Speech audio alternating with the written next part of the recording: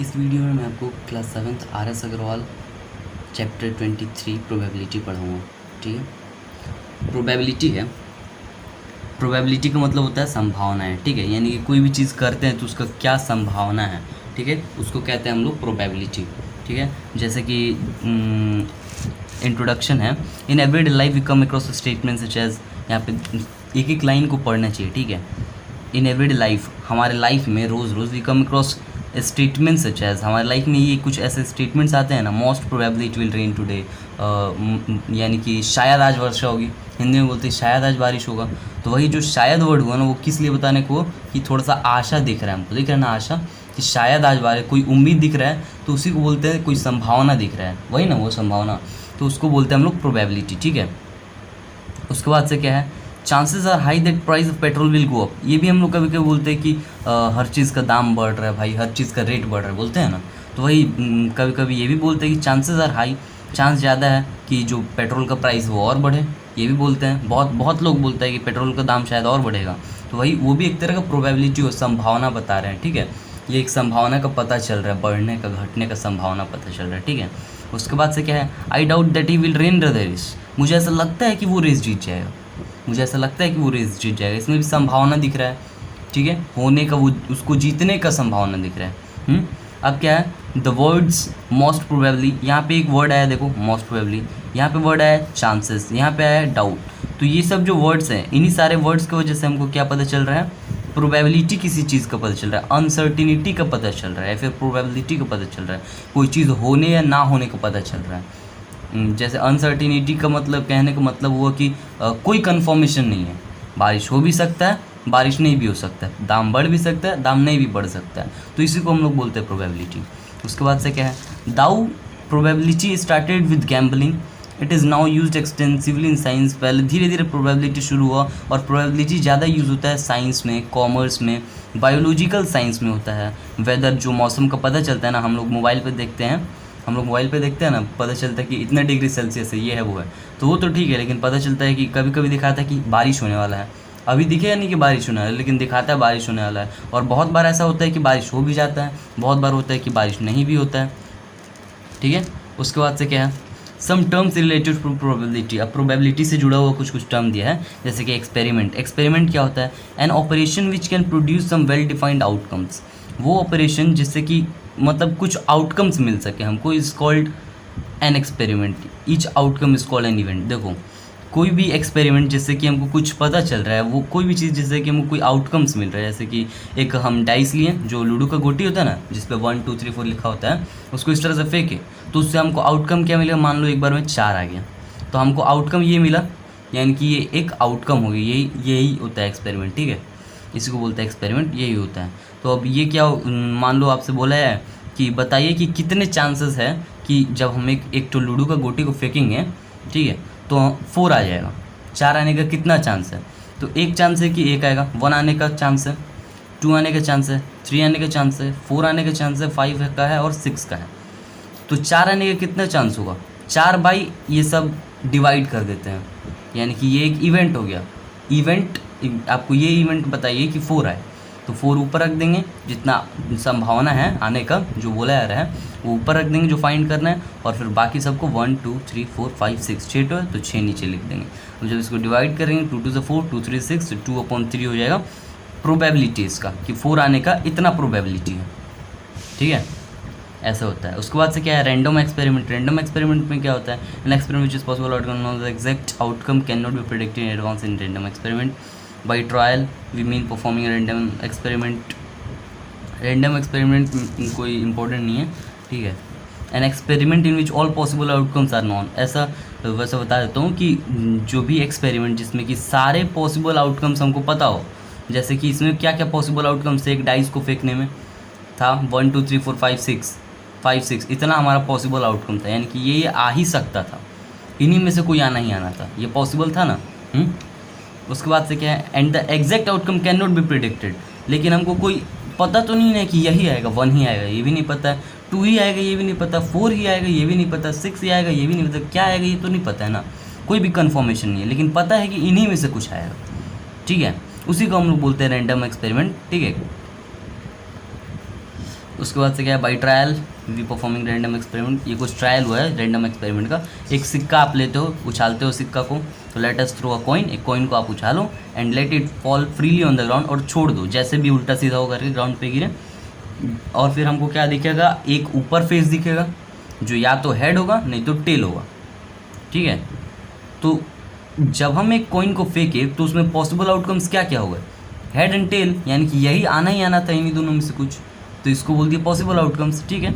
इसको हम लोग एच से डिनोट कर सकते हो और टी से डिनोट कर सकते हैं।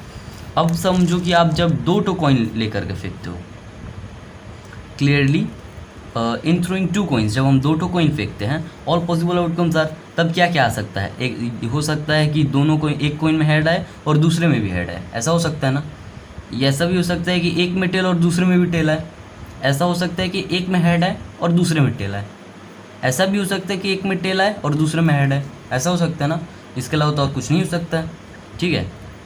तो ये हो गए हमारे पॉसिबल आउटकम्स।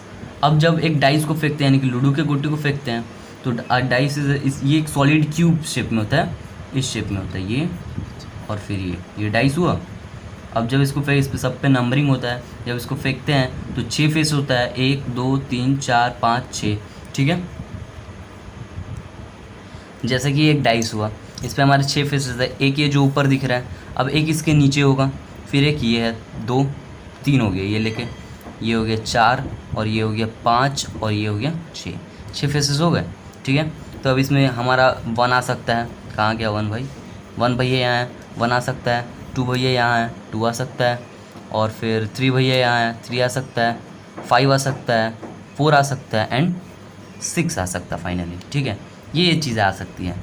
तो मान लो कि तुम एक इस तरह से ये लिए, इसको फेंके, ये रुक गया, उसके बाद से आपको देखना है कि क्या आया है, ठीक है। अब आगे चलते हैं। तब जो नंबर होगा, ऊपर जो फेस दिखेगा वो वही ना नंबर आएगा, वही ना आया, ठीक है। तो जब आप डाइस फेंकोगे तो ये पॉसिबल आउटकम है, 1 आएगा, 2 आएगा, 3 आएगा, 4 आएगा, 5 आएगा, 6 आएगा, इन्हीं में से कोई आएगा, लेकिन इन्हीं में से आएगा, इतना पता है ना। तो जो पता होता है कि इन्हीं में से आएगा वो पॉसिबल आउटकम्स होता है, हो गया। एम्पायरिकल है, ठीक है, एम्पायरिकल प्रोबेबिलिटी। मान लो कि हमने n बार कोई एक्सपेरिमेंट किया, n टाइम, यानी कि मान लो हमने कहा 3 बार एक्सपेरिमेंट किया, 4 बार एक्सपेरिमेंट किया, 5 बार एक्सपेरिमेंट किया, उसी तरह से n बार एक्सपेरिमेंट किया, n कुछ भी हो सकता है, 10 15 हज़ार करोड़, ठीक है।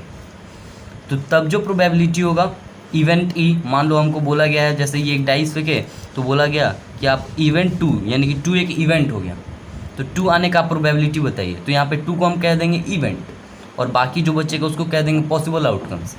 तो इसको हम लोग फेवरेबल आउटकम्स भी कह सकते हैं, ठीक है। तो इवेंट ऑफ 2 यानी गेटिंग 2, तो हमको पी ऑफ गेटिंग इवेंट, यानी कि जो भी बोला है पी ऑफ गेटिंग इवेंट, यानी कि इवेंट बताइए कि कितना आया।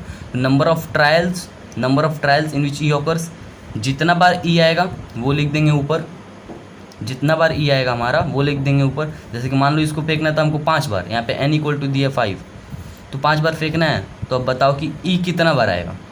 तो 5 बार फेंको आप, हमको ई कितना बार आएगा कहने का मतलब, और ई मान लो हमारा हो गया 4 लाना है हमको, 5 बार फेंकना है, और उसमें कितना बार 4 आएगा ये। तो आप एक बार लिए फेंके 6 आ गया, एक बार लिए फेंके 3 आ गया, एक बार लिए फेंके 1 आ गया, एक बार लिए फेंके 5 आ गया, ठीक है। इसी तरीके से आपको फेंकना है। तो अब बताना है कि कितना बार आएगा ये इवेंट, 4 आएगा। तो हो सकता है 5 बार फेंके हैं, कितना बार फेंके, 5 बार फेंके हैं, तो जितना बार आया होगा वो ऊपर और टोटल नंबर नीचे, टोटल जितना होगा, ठीक है। सवाल करने पे सब कुछ सवाल ईजी है, ये सब बस इस तरह बता रहे हैं। अब एग्जांपल में क्या है, अ कॉइन इज टॉस्ड 100 टाइम्स, एक सिक्का है उसको 100 बार उछाला गया है, उछालने वाला जानता होगा कैसे उछाला है 100 बार। And head is obtained 59 times, और मान लो 59 टाइम्स उसमें से क्या आ गया है, हेड आ गया है। तो जब हम एक कॉइन को इसी तरीके से फेंक देंगे तो आपको बताना है on tossing a coin at random, जब हम किसी कॉइन को इसी तरह से फेंक देंगे तो आपको बताना है कि जो हेड है वो कितना बार आएगा। प्रोबेबिलिटी ऑफ हेड निकालना है कि हेड आने का क्या क्या संभावना है। फिर एक बार प्रोबेबिलिटी ऑफ टेल निकालना है कि टेल आने का क्या क्या संभावना है, जब हम लोग एक ही कॉइन को 100 बार फेंकते हैं। तो जब एक कॉइन को हम लोग 100 बार फेंकेंगे, यानी कि नंबर ऑफ ट्रायल, यानी कि n हमारा कितना हो गया, 100 हो गया। ये जो n था ना, यही n यहाँ पे 100 हो गया। तो नंबर ऑफ हेड्स, अब इसमें हेड्स कितना बार आया है ये हमको दिया हुआ है, हेड इज ऑब्टेन्ड 59 टाइम्स, ठीक है। तो हेड हमारा 59 टाइम्स आया है। तो उसके अलावा जो आया होगा वो सब टेल ही आया होगा इसका मतलब। तो 100 में से 59 घटा दो तो 41, यानी कि 41 टाइम्स आया टेल, ठीक है। उसके बाद से क्या कह रहा है, पी ऑफ गेटिंग अहेड। अब आपको बताना है कि हेड कितना बार आया। सबसे पहले पूछा ना कि हेड कितना बार, हेड आने का क्या क्या संभावनाएं हैं, तो ये हमारा इवेंट हुआ हेड एक तरह से, ठीक है। तो पी ऑफ गेटिंग हेड यानी कि probability of getting a head, head आने का क्या क्या संभावना है। तो नंबर ऑफ हेड्स, जितना बार हेड आया हो वो, और टोटल जितना बार पॉसिबल आउटकम जो हो सकता है वो नीचे, ठीक है। हेड हमारा 59 बार आया तो 59 पॉसिबल आउटकम्स, यानी कि जो ट्रायल है वो 100 बार हुआ है तो 100।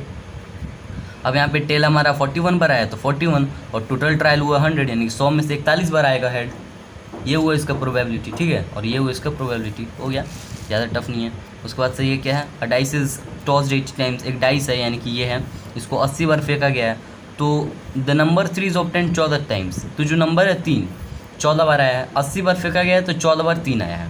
तो now a dice is tossed at random. अब एक डाइस को इसी तरह से फेंका जाता है, find the probability of getting the number 3। बताओ 3 आने का कितना प्रोबेबिलिटी, जब 80 बार फेंका गया है एक ही डाइस को, तो 3 आने का कितना प्रोबेबिलिटी है। तो 3 आने का प्रोबेबिलिटी हमको दिया हुआ है 14 बार है, मतलब 14 बार 3 आया है, तो अब हम प्रोबेबिलिटी निकाल लेंगे। टोटल जितना आया है आपका, जितना बार 3 आया है वो ऊपर रख देंगे, और टोटल कितना में से आया, तो 80 बार फेंकने पर ना 3 आया है, वो भी 14 बार।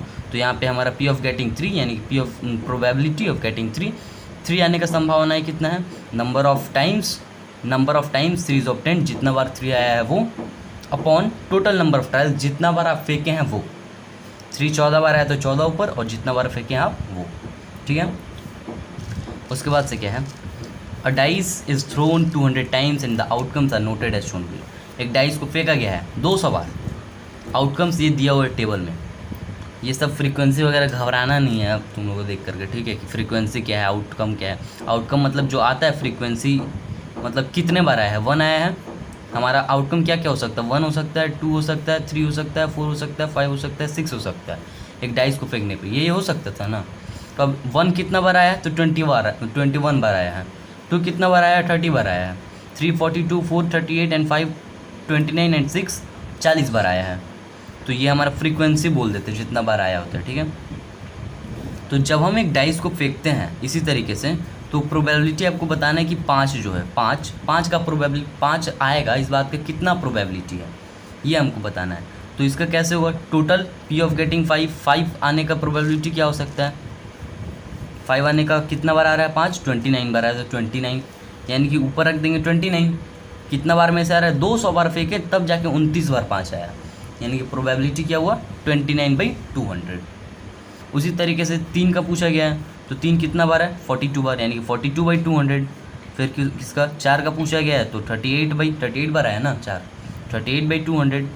6 का पूछा गया है तो 40/200, ठीक है। इसी तरीके से ये सब ईजी है। उसके बाद से क्या है, a survey of 50 girls showed that 63 line.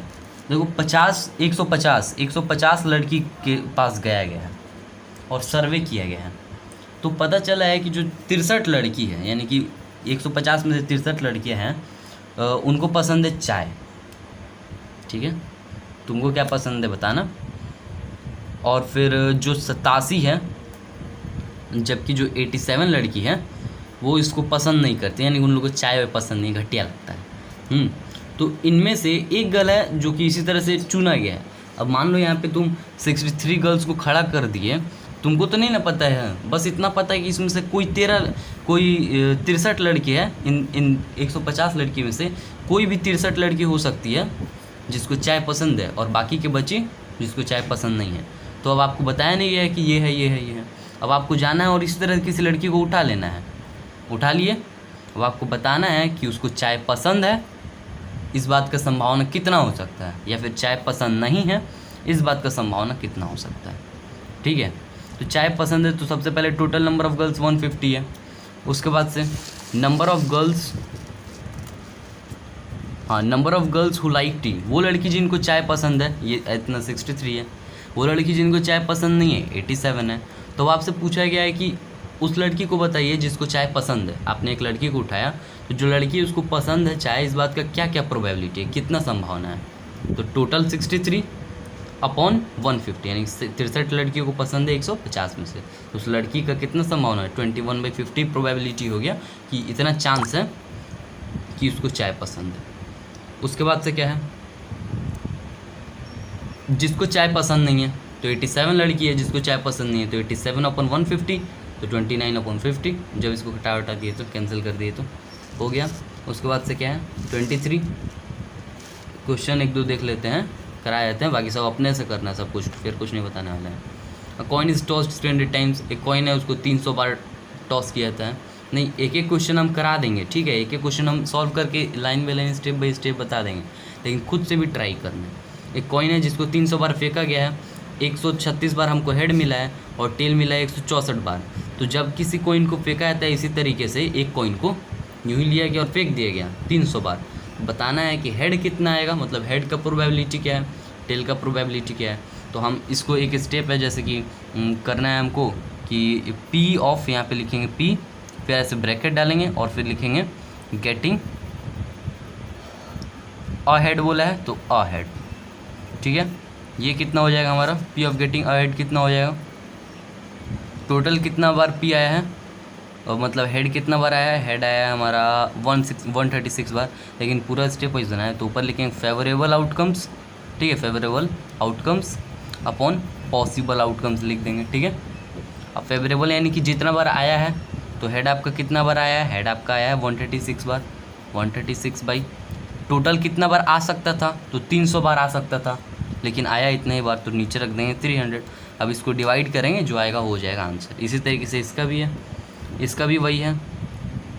और फिर क्या है, ये सब तो वही है, ये सब कोई खास नहीं है। 2 coins are tossed simultaneously 2 times, 2 heads इतना, 1 head इतना, 0 head इतना, when it is ये सब इजी है। A dice is thrown 100 times, ये when a dice is thrown random, what is the probability of getting, ये सब इजी है, सब कुछ जैसा वो वाला एग्जांपल बताया था एग्जांपल नंबर 3, वैसा ही है सेम। फिर ये एक सर्वे होता है, सब कुछ बस जैसा एग्जांपल में ही समझ जाओ, ये सारा क्वेश्चन सॉल्व कर दिया, ठीक है। बस इतना ही, अब मिलते हैं नेक्स्ट वीडियो में।